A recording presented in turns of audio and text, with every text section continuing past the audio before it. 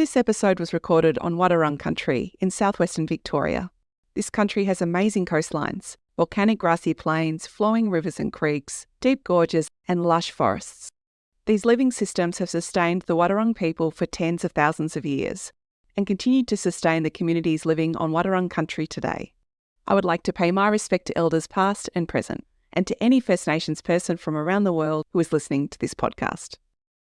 This episode is dedicated to my amazing parents, Mark and Marilyn, and their love of shorebirds. They are the reason that I am a birdwatcher, and it's a gift that I will treasure for the rest of my life.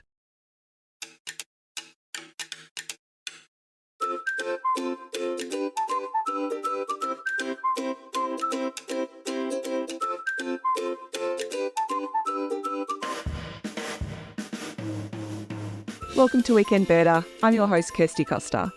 I want to take you back to Friday, the 30th of March, 2020. I'm awake and watching the sunrise over my local wetlands. My brain and body are buzzing with anxiety at the start of Melbourne's first COVID lockdown. I'm thinking, will I get sick? Will I see my family and friends again? Will I have to work from home forever? I take a deep breath and suddenly, in the corner of my eye, there is movement. A long, straight beak is followed by brown and cream feathers, long legs and big feet. What the heck is that? Mesmerised, I watch the bird walk cautiously through the long reeds and into the shallows. It starts to thrust its beak into the water in search for food. Slowly, I pull out my phone to search for the bird's name. It's a Latham snipe. Wow, just like me, it regularly flies from Australia to Japan as part of its migration, a 7,000-kilometre journey. The Latham snipe is my birdwatching origin story. It is my spark bird, which is a way to describe a bird that has officially ignited someone's interest in birdwatching. And in that moment, I changed from a bird noticer to a weekend birder. Birgita Hansen is our guest today. She is leading a national citizen science research program called the Latham Snipe Project, and she's here to tell us about this incredible shorebird. Birgita did her PhD at Monash University.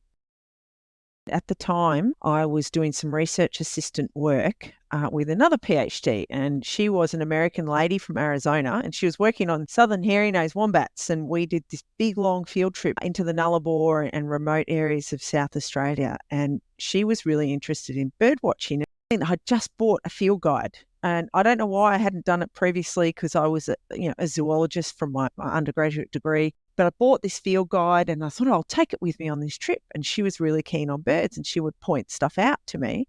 And I got really, really interested because she was so enthusiastic. And one thing you can say about American biologists is they are such enthusiastic people and they're so generous with their knowledge. And she just hooked me on that trip into general bird watching. I remember coming back from that field trip and making a comment to another friend who'd also just recently got into bird watching. And she said to me, well, I've been involved in this wader study group where they go out and they catch these migratory waders down the coast. Do you want to come along? And I'm like, yeah, let's do that, because we did a lot of volunteering those days. That's just what you did when you were an undergrad. And that was it. That got me into shorebirds. And it was, all downhill from there. Birgita is part of the team at Federation University's Centre for E-Research and Digital Innovation. I came into the university as a research fellow working in environmental science. And when I joined this centre, I was most alarmed to see that it was all about IT. So more than half the team here are all programmers and web developers and IT specialists. And I remember thinking, goodness me, I've got nothing to contribute to IT. But as it turns out, I did, because what the centre does is it uses ICT, or information and communication technology tools and systems to enable research. And a lot of the projects we're involved in are either in the space of digital agriculture, which is using IT tools, so it might be websites or data collection systems or any other software-enabled environment to help people working in the agricultural sector do their work and make decisions. But we've also done a lot of work in the environment and citizen science area, and that's my background. So I came into the centre as a domain expert, essentially, and I've been working with some other domain experts in environmental science and the technology team to build spatial information systems and decision-making tools and knowledge-sharing tools for the environmental science and citizen science sectors. Shorebird is an American word for a bird that travels long distances across the ocean.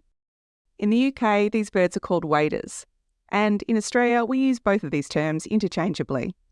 So let's call them shorebirds in this episode just to make things a bit easier. Birgita mentioned before that she volunteered for a shorebird study group, and it was through this group that she discovered her love of the Latham snipe. The focus of the group's activity was largely migratory shorebirds. And so I was out there volunteering my time with other volunteers. Many people were retirees, led by a fellow called Dr Clive Minton, who is probably the world's expert on shorebirds.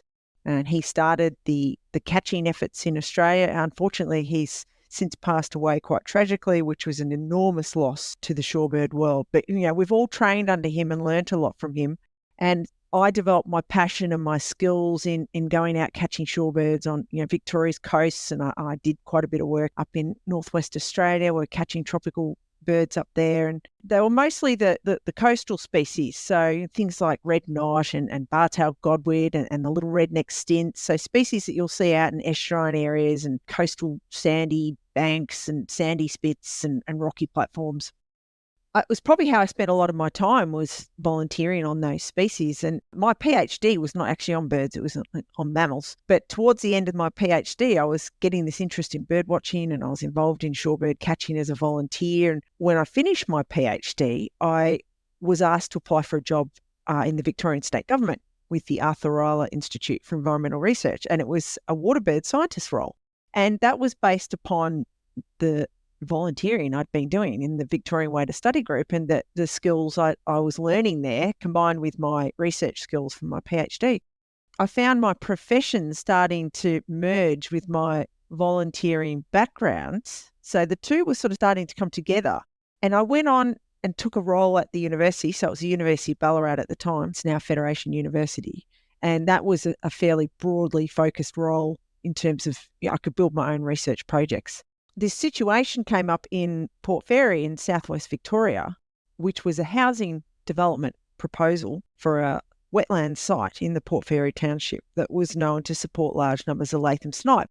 Up to that time, I hadn't really spent a lot of time learning about the species or getting involved in any, monitoring or catching of the species, because they weren't a target for the group, and they're actually they behave differently and they look different, and they just didn't really come up very often in the catching program. It was just really incidental that you might happen to encounter a Latham snipe whilst you were doing other shorebird activities. And I was contacted by the Environmental Defenders Office, as they were at the time, by the solicitor who was representing the community group down there who were opposing this housing development.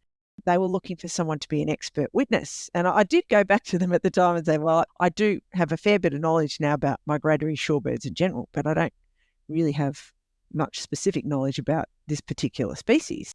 And it turns out really nobody did. There were a couple of people who did, like Clive Minton and another colleague of mine, Dr Danny Rogers, who's still at the Arthur Rylah Institute, absolute experts in the field, but they weren't able to do this expert evidence provision. They were sort of looking around the room, I suppose, going, well, who will do it? And so they came to me and I said, well, look, yes, I'd be prepared to get involved in this case. So I met with the group and I met with the solicitor and I got my crash course on Latham snipe. And that was really the humble beginnings of what's now nearly 10 years on is the Latham snipe project. I love hearing stories from weekend birder guests about how they became a bird lover, scientist or species expert. That was a particularly interesting story from Birgita.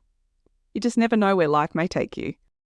Okay, let's get into some of the basics of the Latham snipe. So Latham snipe is one of 3 snipe species that occurs in Australia. So there are 2 others called pin-tailed snipe and swin-nose snipe. And all 3 of them are characterised by being really cryptic. They tend to occur in freshwater wetlands rather than open coastal areas. So their behaviours are different. Their coloration is very different. They tend to roost in wetlands during the day. They hide in amongst the thick vegetation and then they emerge at night and they go and feed in open, muddy areas. Now, of those 3 species, those 3 snipe species, they are the most common in Australia, the most widespread. They occur all through the eastern states and territories of Australia and they breed predominantly in Japan. And they used to breed throughout most of Japan, but that breeding range in Japan has contracted over time, and now they breed almost entirely in Hokkaido and then on the island of Sakhalin to the north, which is in Russia. And one of the things about snipe is that they were a really popular game bird, and there was a certain type of hunter that shot snipe. So, it's probably partly contributes to the phrase sniper, although I do think that's got other origins. People who were snipe shooters were a whole different caliber of shooter because a snipe behaves differently to other birds. So when it flushes out of the vegetation, it goes fast, it goes low, zigzags. So they were a very difficult bird to shoot compared to some of the other species. It would be fair to say that the population suffered enormously under that hunting pressure, which went for a very long time in Australia. They didn't stop hunting until the 80s. So they were a popular game bird, and you can't shoot snipe in Australia anymore. And you can't shoot them in Japan or in Russia. So they're a migratory shorebird. They tend to occur in freshwater or estuarine wetlands. They tend to spread out in those wetlands. They don't congregate in big groups like the other waders do on mudflats. They've got this very cryptic coloration, so this sort of splodgy brown coloration, which means when they just freeze in the vegetation, they're invisible. So one of the challenges with monitoring this species is you can't use the techniques you use for other shorebird species. So when we count and monitor other shorebird species, we go out with a telescope and binoculars, and we go out and onto a mudflat as the tide's coming up. We stand in one spot and we scan through flocks and we count the birds that we can see. Doesn't work with snipe because you can't see them. You can't see them at all. You could be standing in a wetland and they could be 10 metres from you and you wouldn't see them. So they're about the size of a blackbird. They've got a long bill. It's about 15 centimetres in length. So they use that long bill or beak to probe in muddy sediments looking for insects.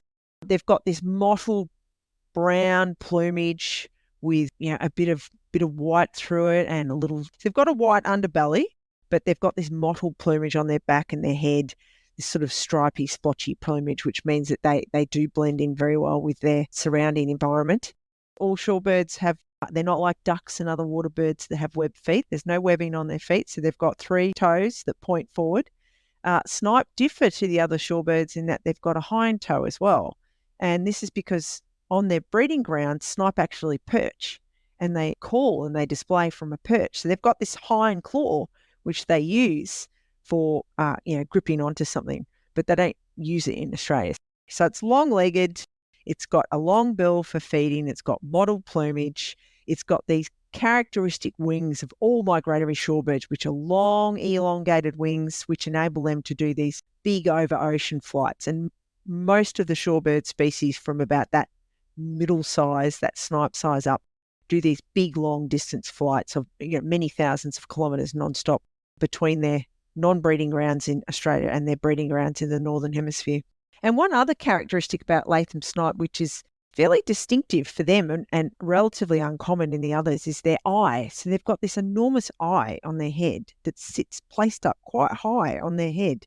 They've got extraordinary vision. So when we try to catch snipe, if we leave it, too late in the morning and the light levels come up, the birds can see the nets we've put out there.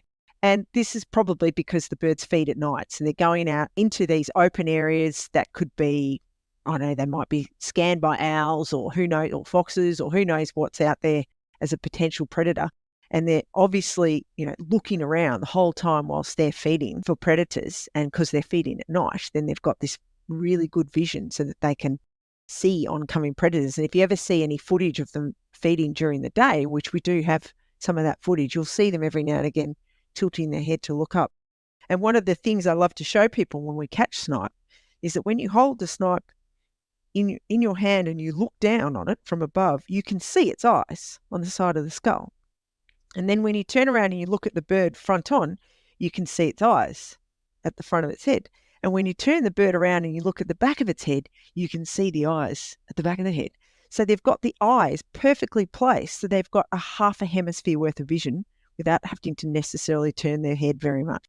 And that's different to the other shorebirds. In fact, it's even different to our now famous friend, the Australian painted snipe, which is undergoing its own flurry of research at the moment, which also feeds out in wetlands, often in the same locations, but they don't have this same big eye. And this appears to be a characteristic of this particular grouping of snipe, which belong to the genus Gallinago. when you actually encounter them, because you don't see them, you encounter them when they flush. And some people think they look a bit like a quail when they burst out of the vegetation underneath your feet. And they make this jack as they go. Or sometimes they don't make any noise at all. And off they go, zigzagging off into the distance, or they might fly up in a group and circle around. You're flying really fast, low, which is pretty typical of shorebirds to do that. And they've got a really spectacular profile with this nice long beak and this elongated body and little toes poking out the back just beyond the wing. They are quite distinctive if you can get a reasonable look at them, but unfortunately most observers usually just get this brown thing explode at their feet.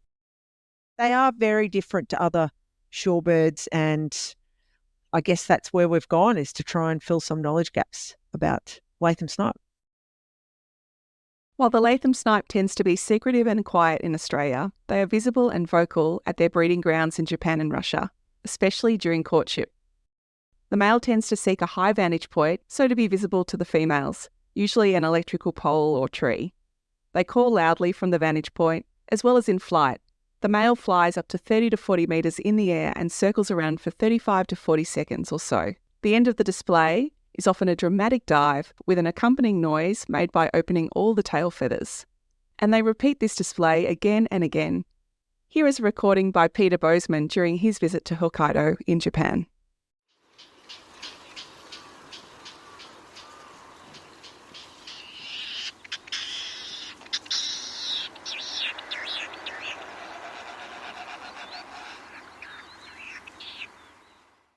That's a wonderful and highly amusing call.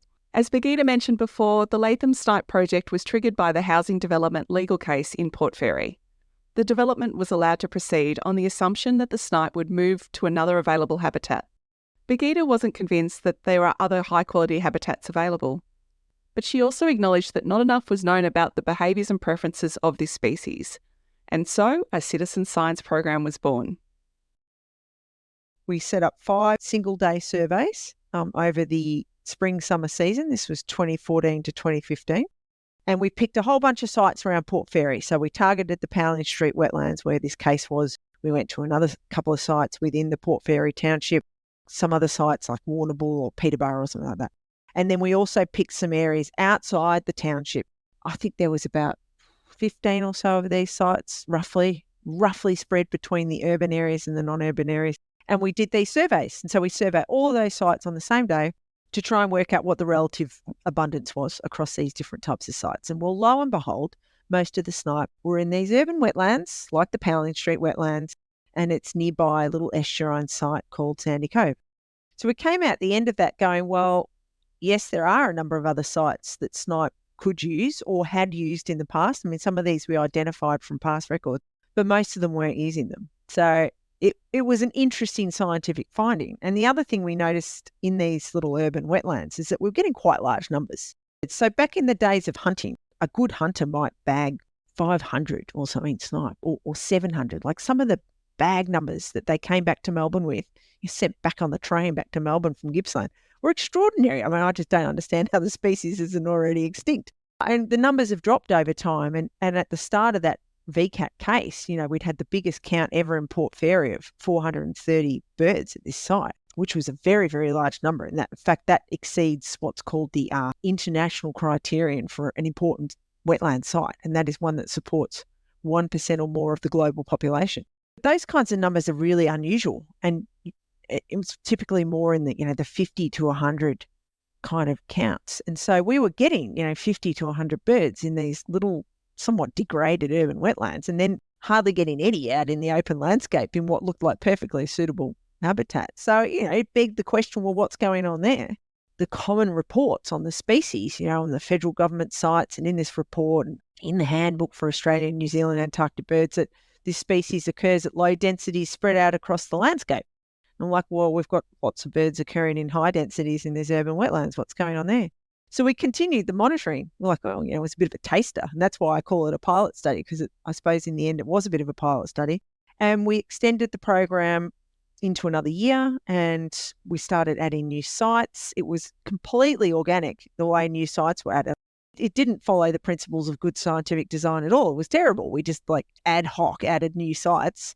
In doing so, what's happened is we've involved a lot of people in different parts of Southeast Australia, and then that's extended up through the eastern states into Queensland. And over time, we've had more people involved, counting more snipe at more sites. So we started off with this, sort of score of sites or something down in southwest Victoria. And then, like, whatever it is now, 8 or 9 years later, we've now got 300 monitoring sites across the eastern seaboard. So the program went from a snapshot to a long-term monitoring program. And I mean, 10 years is not really particularly long-term, but it's a fair effort, and people are still committed to that effort and are still going out monitoring their sites every season. The objective of that monitoring is try and get a better understanding on patterns in the distribution and abundance of the species across its range, but also to try and dig into some of these patterns that we were seeing in urban areas. And we've got maybe 60 or 70, 60, 65% of our sites might be in urban areas and the rest are outside. And we continue to find these really large congregations of snipe in urban areas, which is something we're exploring with some analyses at the moment. Why might that be happening? The monitoring that I'm leading and that we've been running all these years is the only long-term monitoring program for the species, with the exception of the breeding ground surveys that the Japanese do from time to time. Birgita's team were also able to secure some funding to put data loggers on some Latham snipe down in Port Fairy. The hope was that they could get some information about the bird's migration, which is another big knowledge gap.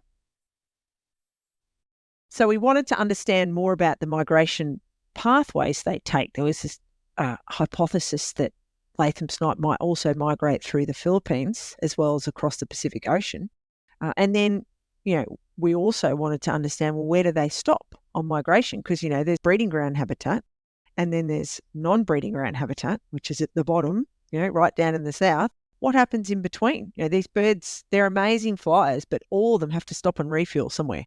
Where are those stops? How do we work out where those are?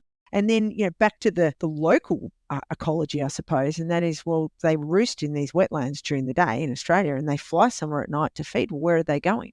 So we're really interested to try and understand the movement ecology of this species, long distance migration and then short distance daily movements. So the program started with these data loggers. They were challenging for us because you have to recapture the bird to retrieve the logger and get the data off it. And they were hard enough to catch, let alone recatch. So we eventually shifted to deploying satellite transmitters so you don't have to recapture the bird, that the data transmits via the satellite network. And that program's still going as well, because we've had a few successes. We've had partial migration tracks. We've had some tantalising data about how birds move around the landscape on a daily basis. So we're continuing that capture-based program as well in order to try and fill out the picture about how they use landscapes in Australia. And that's actually the subject of a PhD project being done by my colleague and PhD student, Laurie Gould, who's based in Canberra. She's enrolled through ANU there, and she's increasing our efforts in the ACT to try and understand the population dynamics there and putting transmitters on birds there so we can get those fine-scale patterns. So that's sort of an overview of what the Latham Snipe project is about. And there's lots of little offshoots that have happened over time. And the longer we work on this species, the more there is that we want to do. So I don't see it finishing anytime soon. Birgita has devoted a fair chunk of her life to the Latham snipe. This is what she loves about the species. First and foremost, it's a shorebird. So I started with shorebirds, so I'll always have a soft spot for shorebirds, particularly migratory shorebirds. It's a bit of a outlier, maybe. That's not the right word. I can't think of the word I want. It's a bit different to the other shorebirds. It doesn't do what the other shorebirds do. And look, it's not the only shorebird species that does something different, but it behaves different and it looks a bit different and it hangs out in different areas. It's just a bit different. And maybe, because my life has been characterised by being a bit different, then maybe it just appeals to me in some strange kind of way, which is a ridiculous thing to say, but it's just an unusual bird and it's a really good looking bird. And it's absolutely spectacular bird in the hand. I mean, they are just amazing. To see this bird with its amazing, beautiful mottled plumage and its great big eye on its head and big long beak, and they're actually quite calm to handle. I just find them a really interesting, really lovely bird. And I guess their unusualness has appealed to, my sense of the, not conforming with the not conforming with what everybody else does. You know, they're perhaps a little bit of a non-conformist in the shorebird world. So many reasons to love Latham snipe. Before she heads off on her next Latham snipe research adventure, Birgita wants to share some advice for beginner and intermediate birdwatchers. My favourite place to go birdwatching is Broome. It is the most amazing place in the world. Please go there. Broome Bird Observatory, incredible. Probably my preferred tool would, perhaps not surprisingly, be my binoculars. And I've really only come to using apps and digital. For someone who works in an e-research centre, I'm surprisingly a Luddite. So I've only just come into using apps recently. Get yourself a field guide. Get some advice if you need on what kind of field guide. Start with a simple one. Everybody has their preferences, so I'm not going to recommend one because what I say will contrast what someone else says. And go out and just start observing. Just start observing. And I can tell you, amongst the technical team I work with here, who are all nerds and programmers, the number of them that have picked up an interest in bird watching and come back in the office and say, I saw this such and such. What was it? And we talk through it, we work out what it is. It's just observation. If you think you're interested or you love it, get yourself a field guide and just go out and start looking at stuff. Do you know what gives me hope about the future of the world's birds? It's people like Birgita. I'd like to thank her for taking time out of her busy schedule to come on the show and share her love of the Latham snipe with us. And a special shout out to the Victorian Wader Study Group and anyone working or volunteering their time for the protection of shorebirds. In the show notes, you will find links to the Latham Snipe Project and Painted Snipe Tracker websites, along with Federation University's CERTI website. There's also a link to other Weekend Birder Shorebird episodes. What was your spark bird? What bird got you interested in birdwatching? Send me an email at hello@weekendbirder.com or find me at weekend.birder on social media. I'd love to hear your story. Speak to you again soon.